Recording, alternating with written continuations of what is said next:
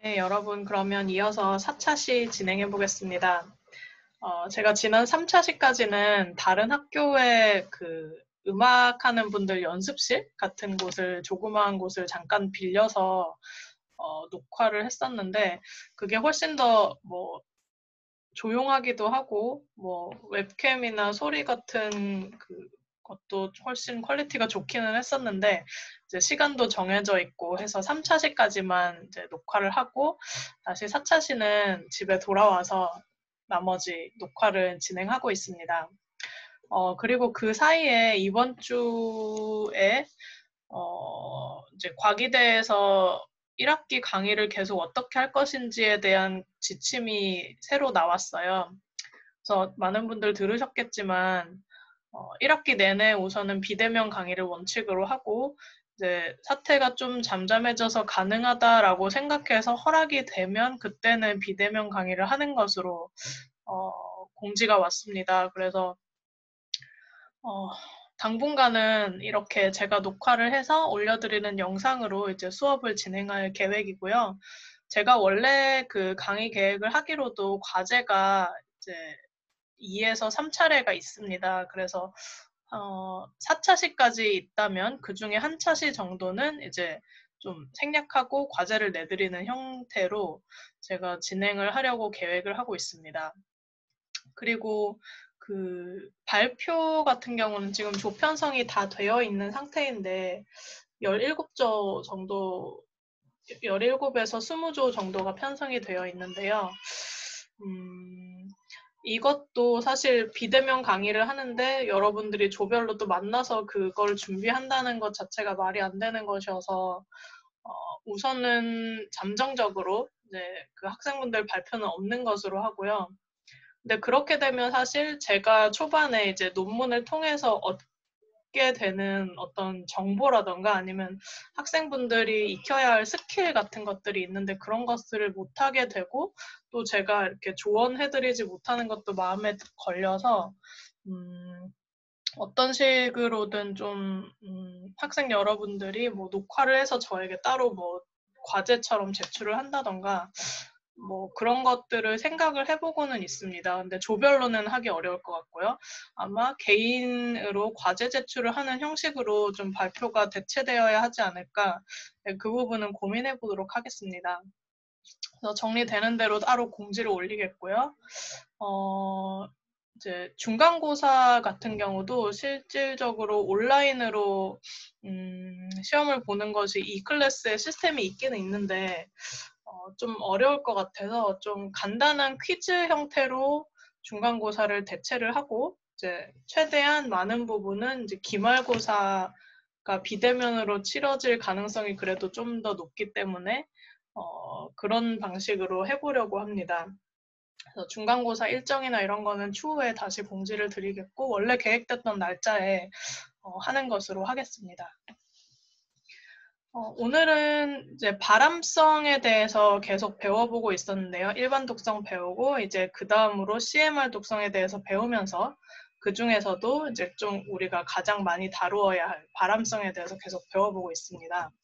그래서 이제 CSF 또는 여기 SF라고 하는 이 발암 확률의 표현을 잘 알아야 된다는 것을 강조를 했고요.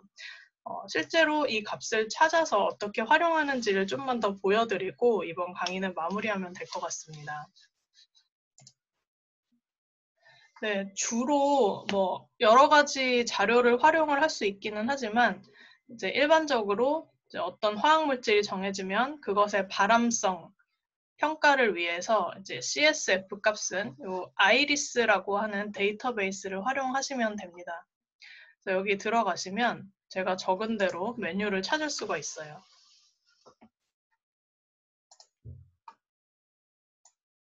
네, 여기 Integrated Risk Information System이라고 해서 이제 미 EPA에서 그 아이리스라는 데이터베이스를 운영을 하고 있습니다. 이 아래에 보시면 이제 서치 아이리스라고 해서 제가 여기 예시에 든 것처럼 DHP라는 뭐 케미칼 네임도 좋고 이런 키워드 같은 것도 좋고 이것도 약어인데 검색이 가능하고요. 카스 넘버도 가능합니다.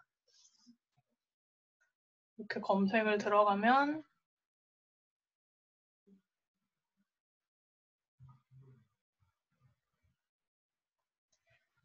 좀 시간이 되시는 분들은 직접 이렇게 들어가서 여러 가지 자료들이 사실 CSF 값 말고도 더 있어요. 그래서 그런 것들을 좀 읽어보시면 도움이 될 것 같습니다. 저희가 원래 유해성 확인, 그 다음에 유해성 평가 단계를 좀 통합해서 한다는 이유가 이런 식으로 서치를 하면 이제 여기서 제공되는 문서라던가 값들이 정확하게 딱 구분되어 있지는 않아요. 그래서 하나의 검색을 통해서 사실 유해성 확인 작업과 평가에 필요한 값도 얻을 수 있는 것이 사실입니다. 이렇게 보시면 DHP라는 것은 이제 풀네임이 이 프탈레이트인데 물질명 확인을 하시고요. 그다음에 어세스먼트 타입에 보면 캔서, 넌 캔서 두 개가 다 적혀 있습니다. 그래서 발암성도 있지만 비발암 독성도 있다라는 것을 명시를 해주고 있고요. 이 파일을 보시면 좀 더 자세한 정보를 알 수가 있습니다. 그리고 일단은 저희가 지금 CSF 값을 구하러 들어왔으니까 여기 들어가 보시면 네, 중요한 값들이 우선 키 밸류라고 해서 제시가 되어 있어요. 아까 캔서, 넌 캔서 둘 다 있다고 했는데 넌 캔서 어세스먼트를 여기 이렇게 보여주고 있죠.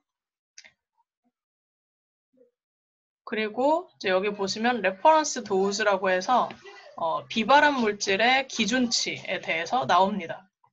기준치 값은 2 곱하기 10의 마이너스 2승 미리그램 퍼 킬로그램 데이입니다. 1일 체중 당량이 0.02 미리그램이라는 것이죠.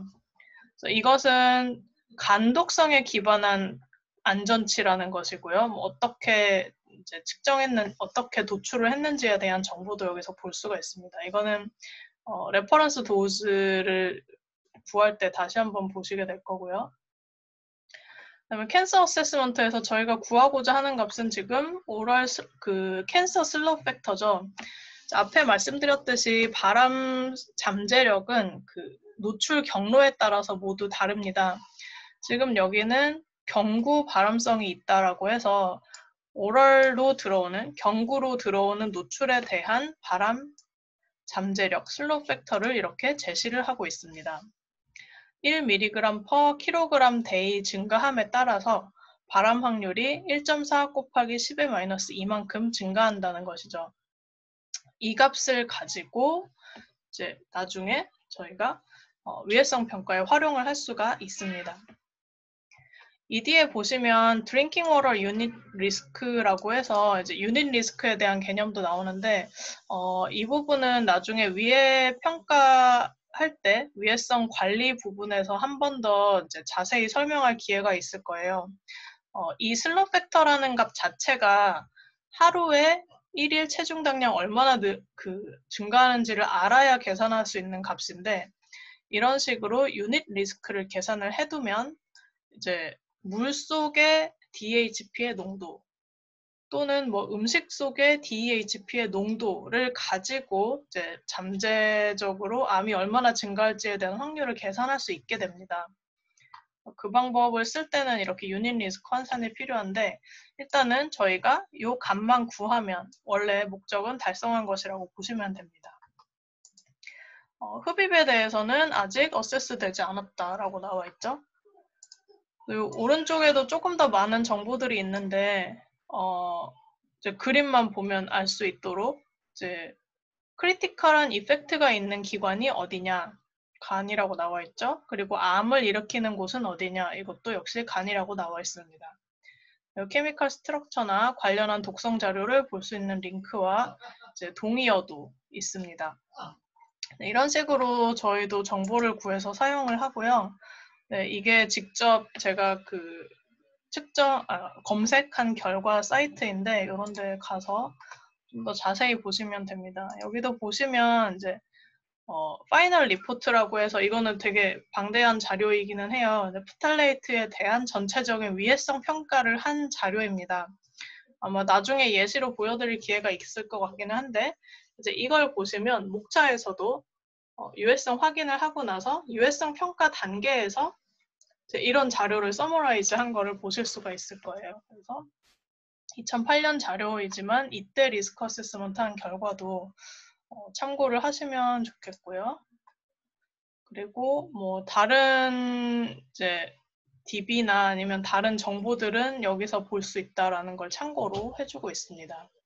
하지만 어쨌든 이제 그 기본적으로 DHP 알아야 할 것은 요 문서, 서머리, 그리고 키에서 레퍼런스 도즈 얼마이고 바람 슬롭 팩터가 얼마이고 이 값입니다.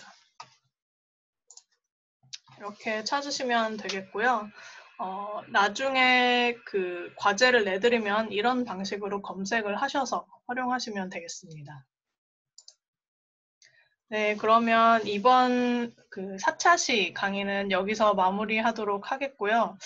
아까 그 이번 시간 시작할 때 잠깐 말씀드린 것처럼 강의가 계속 온라인으로 진행될 것이어서 당분간 같은 방식으로 유튜브 링크를 걸어서 수업을 들으실 수 있도록 하겠습니다.